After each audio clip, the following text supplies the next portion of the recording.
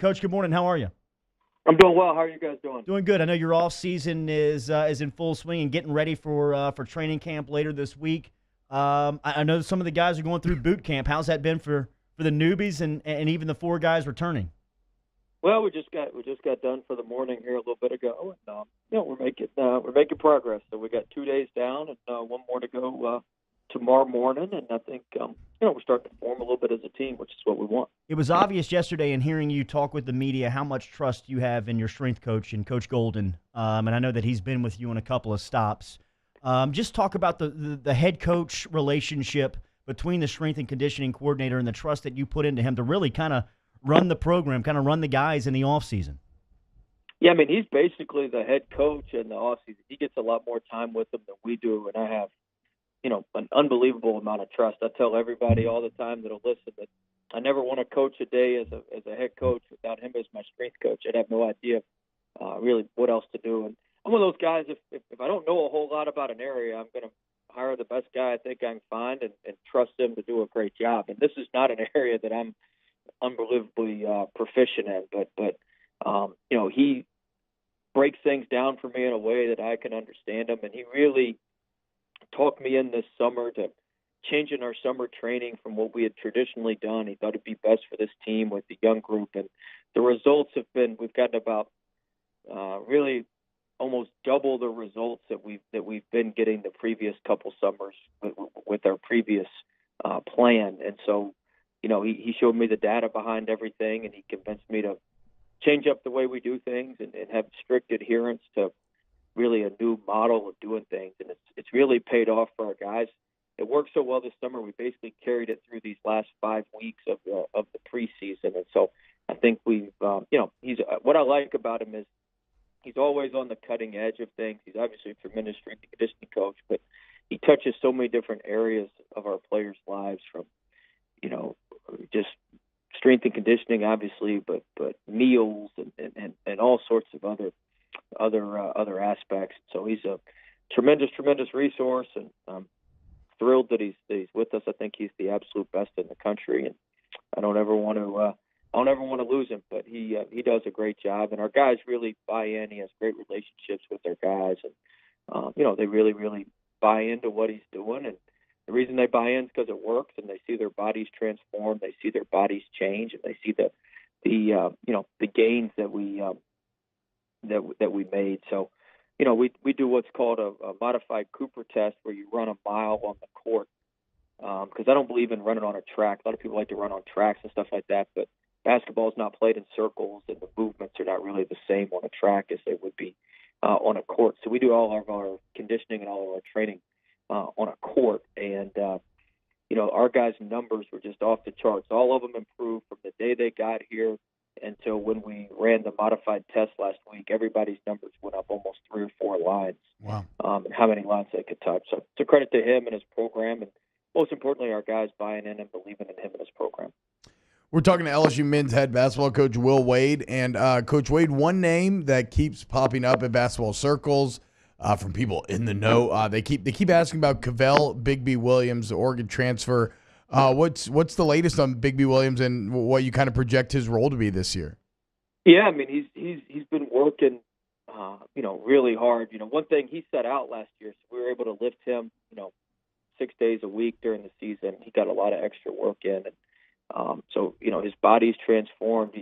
He can just do so many things. It may not always show up in how many points he scores or that sort of thing, but he can affect the game, and he affects winning in a lot of ways. He blocks shots. He alters shots at the rim.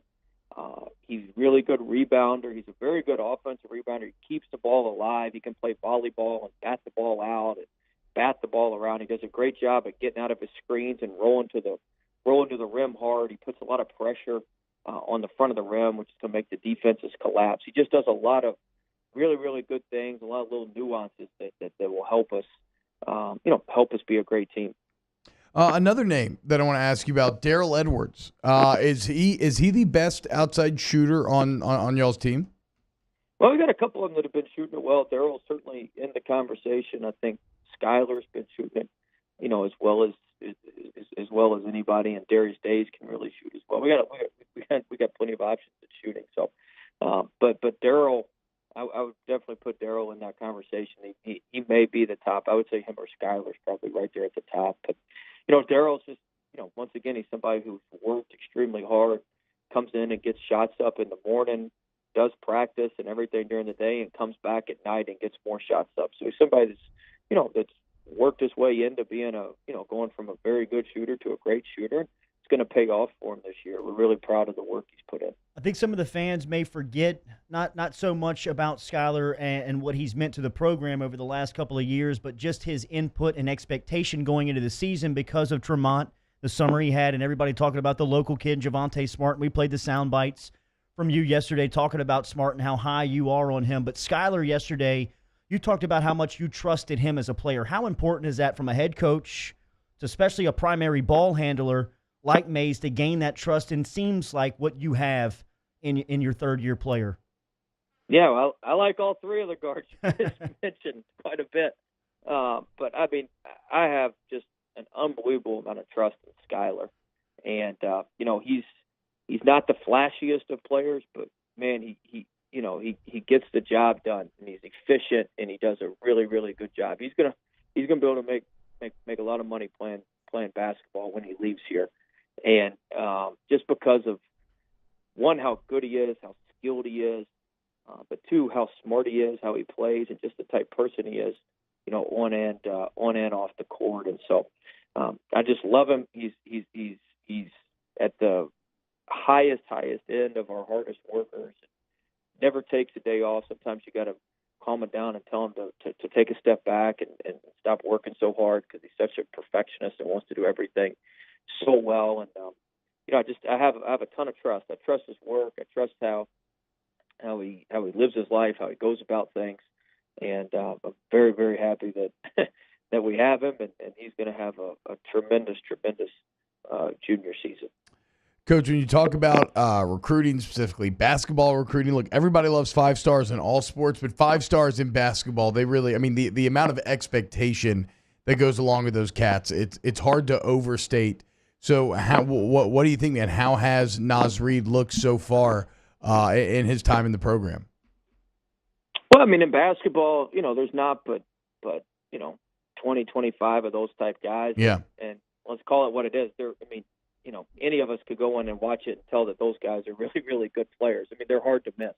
And so I think there's a lot less, it's much more about production than potential. I think sometimes in other sports it's more about, potential than it is the production necessarily. So, when you get a big-time basketball guy like that, chances are you got a really, really good player. And we got a really good player in Reed and Emmett and some of those other guys, Javonte and Days. But we've got, Naz, who you asked about, so he's a phenomenal talent, great work ethic, really has a high level of understanding of the game and where the ball should go and how the game should be played. And he's just a tremendous player and somebody that's going to be a fan favorite and somebody that's going to really, I think, surprise a lot of people in college basketball.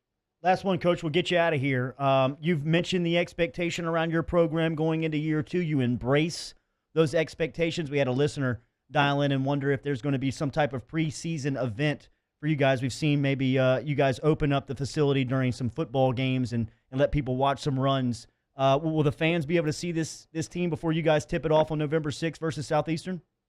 Yeah, we're going to do something in conjunction with the Georgia football games. We're kind of waiting to announce everything until we get the game time from TV. So we're going to do something in conjunction with the home football game against Georgia here in a couple of weeks, and I got all the faith it'll be 2 top 5 teams playing each other. Yes, indeed. And so it should have a great crowd. And we're going to definitely open something up and have fun and let everybody see our guys that Saturday of the Georgia football game. Once we know the TV time, we can plan things and schedule things a little bit better. I don't want to put this pressure on this kid, but I had a listener just ask me what Tremont Waters' expectations is in year 2, and I just typed back to him that I think he can be the SEC Player of the Year. The guy asked me if I wanted to put money on that. I said yes. Do you believe he can be? Yeah. I can't get into gambling, Coach. I don't think they like it if I get into if I get into gambling, but I definitely think I think we've got a couple kids, Tremont. I think we're going to have a couple kids that are in the conversation for SEC Player of the Year, first team All SEC players, and that's exciting. And better players you got, the better coach you are. So you want to have good guys, and the guys have worked hard and they've earned what they're going to earn what they get. And that's the key. Nothing's going to be given to them. Nothing's going to be given to us as a team. We've got to earn it through working hard every day and building our daily habits how we need to. And those guys are really catching on and doing that. 18 wins in year one, NIT berth, and going into year two. Training camp cranks up later this week. Thanks for the time this morning, Coach. Thanks. NIT won't cut it this year, boys. Yes, indeed. Yeah. Yes, indeed. There he is, Coach Will Wade, with a couple of minutes here on Off the Bench.